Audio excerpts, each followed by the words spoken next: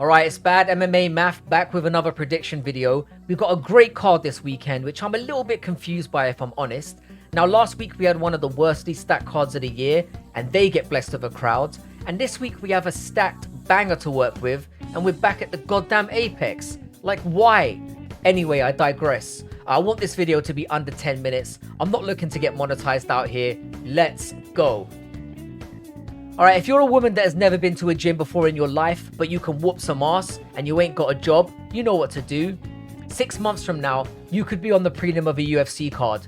Now, there are so many unknowns in this one, and not in a surprising or fun way. Rendon is 34, hasn't fought in a year, where she went to a split decision with a girl that's 3-3, and she's having her first fight in the UFC now? Fuck that. If she wasn't Mexican, she's not in the UFC, I'm just gonna say that.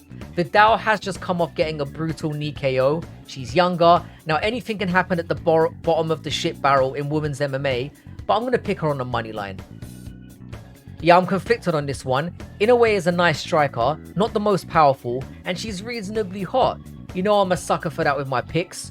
Now, with women's MMA, there is no exact science, but she hasn't fought since 2020, where she lost a pretty close decision to Ramos. If she was fresh, I'd pick Inoue to win by a finish, but given the amount of time she's had out, I'm just going to take her on the money line. I think that's definitely safer, so I'm going to be doing that. Goldy is clearly taking needles to her arse, by the way, and she is reasonably durable, but otherwise she's trash, so no thanks, I'll be taking the Japanese hottie. Yeah, this makes me unwell to say this because I genuinely dislike Muhammad Usman, not as a person, he might be a chill guy, not that I really care. He is fucking horrendously boring and has fuck all in his game outside of a clinch where he does nothing but wet blanket and push against the cage. Now, people talk about his power, I've personally never seen it. For a guy that looks as jacket as he is, he's pretty soft in there. Having said that, he is fighting Collier, who, let's be kind here, is a fat mess. I think Collier is going to crack him, and then Usman's just going to say no mass, hug him against the fence, do nothing, then take him down and do nothing, and get a horrible decision win. Yeah, this is a short notice matchup here for Malkoun. He was training for a fight with Fiziev, who's 14-0, and then he wakes up one day to find that the fight with him has been cancelled, Christmas has come early, and instead he gets Brundage. I'll be honest, after Cody's last performance, I'm surprised we're even seeing this scrub again. He got fucked up by Dumas, who is only taking domestic violence W's back at the crib. Malkoun was fantastic in his last fight against Maximov, with slick trips, he's an ace on the ground, far better than what Brundage the scrub has shown us recently, and I expect a dominant decision on this one, maybe even a late finish. Yeah, remember when I talked about pink slip matchups, winner gets to stay, loser gets cut? This is the perfect candidate for such a matchup. Both men have lost 3 in a row, and we'll be coming into this one thirsty. Fialho, I feel, has lost a better competition in the last 3, is the much younger guy, has shown to live and die by the sword, either knocking heads off or getting smacked unconscious himself. With Means being 39, I just don't think he has the same power and pop as he had earlier on in his career, not that he really had that much anyway. So for that reason, I'm going to pick Fialho to win on the money line. If it does get past the midway of the first, be afraid, as Fialho tends to fade, and for that reason, he won't be on my ticker. Should win though, or else he seriously does need to be cut. Yeah, this is a very tricky one for good reasons. Both these guys are pretty good, and I'm really struggling to pick an outright winner here. I firmly believe that Johns is the more explosive striker, and Argueta should have the wrestling advantage. However, Johns does have respectable takedown defense and a sizable reach advantage at this weight class, which when both men are this small is a really big deal. It does really come down to how well Argueta can close the distance and keep Johns down, and if it's forced to basically stay standing, can he bang with Johns and survive in there? Now, Johns doesn't go to a decision often, but Argueta is a dog. He's tough and hard to get out of there. So I'm going to take this to go over 2.5. Both men have passed the victory and are pretty evenly skilled, and I'm calling this to get drawn out and just land it over. Yeah, Ricardo Ramos is a bantamweight that struggled to make weight and is being forced up a weight class, so again we're dealing with a lot of unknowns here with him. His level of competition is questionable also, so I'm not sure how to take that. I saw a breakdown with Big Money Moik on Jourdain calling him a jack of all trades and a master of none, which I really don't agree with. What's up, Bad MMA Math? You are the motherfucker scumbag shit. He's not an amazing offensive grappler, but his takedown defense really is excellent. Ramos is bread and butter. And Jourdain is such a creative striker and can really crack. I think Jourdain's going to keep this standing and have the more impactful moments in this fight, hurting Ramos in moments that look great for the judges.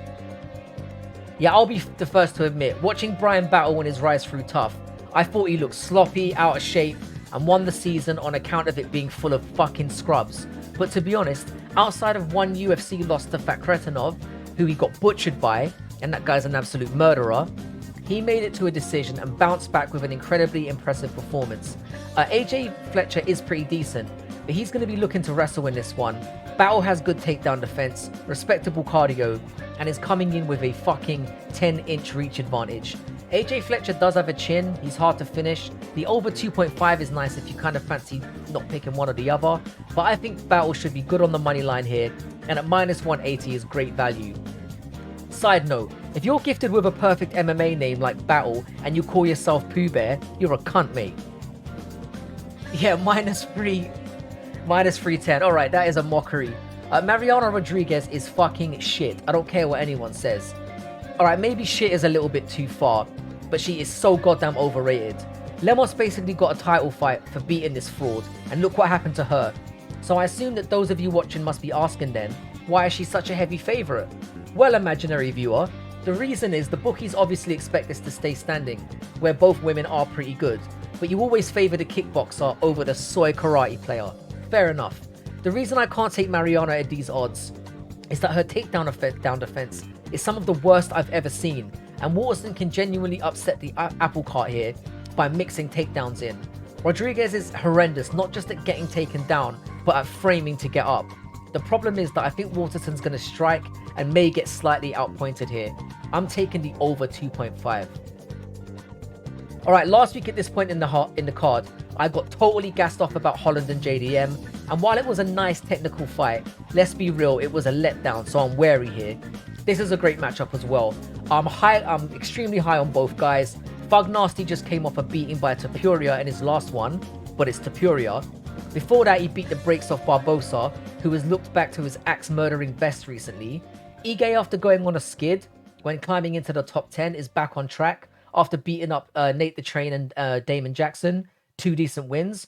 I'm going to take Fug Nasty in this one, though. His striking looked nice against Barbosa, and he's shown that if he can use that to get respect, and I think he's going to be able to do that against Ige and time takedowns.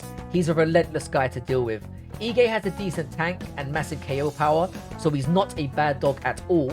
I just believe that Bryce is going to marab the fuck out of this situation and drain Ige's pop away. I'm going to take Bryce on the money line. Yeah, this is an absolute banger of a main event. This card, man, I'm telling you, this doesn't get a real crowd. I don't get it. Anyway, it's criminal that it doesn't get a real card. Anyway, Fiziev is an elite kickboxer that puts mustard behind every strike, where most impressively for me, he really does well to mix up shots. This isn't some dim-witted headhunter. He will splatter the legs, rip the body too. He also has really underestimated takedown defense game. My issue with him, and this is kind of well documented, is his cardio. But for me, it's not actually the cardio issue, it's the way he uses it. Anyone fighting at the pace that he does is naturally going to gas out, whereas Gamrot, on the other hand, is no scrub on the feet, but his bread and butter's on the ground, and that's where he's going to look to take this. I'm going to go against everyone here, and I'm going to pick Gamrot, and it is a massive gamble, as Fiziev is a savage that arguably beat Gaethje. Gamrot has never been finished though, and given that this is a 5-rounder, I think Fiziev might blow his load going for it in the first 2, and if Gamrot is still there, and that's a big if, Fiziev is fucked. Would I bet on it? I would not. With a fight this juicy though, do you really need to? Alright, let's have a quick look at the overview. Now, the only one I'm fully not confident on would be the Gamrot money line. That to me is a very, very close fight. The most confident ones will be Inoue, Usman, Malkoun, Fialho, and Jourdain. Vidal on the money line, because I don't know too much about them, I might stay away. Argueta and Johns over 2.5. I'm not really very confident on that. It's literally the only one I could think to pick. Battle money line, I'm fairly confident on as well. And same with Mitchell on the money line. Those seem like the most reasonable picks to me. Alright, so as we know, the record is 252, 116. Win percentage of 69%. Again, we know that's my favorite number. Anyway, I'll be back tomorrow to do some more MMA news. Hope you have a wonderful week. And yeah, this card should be an absolute banger. I cannot wait. In a bit, guys.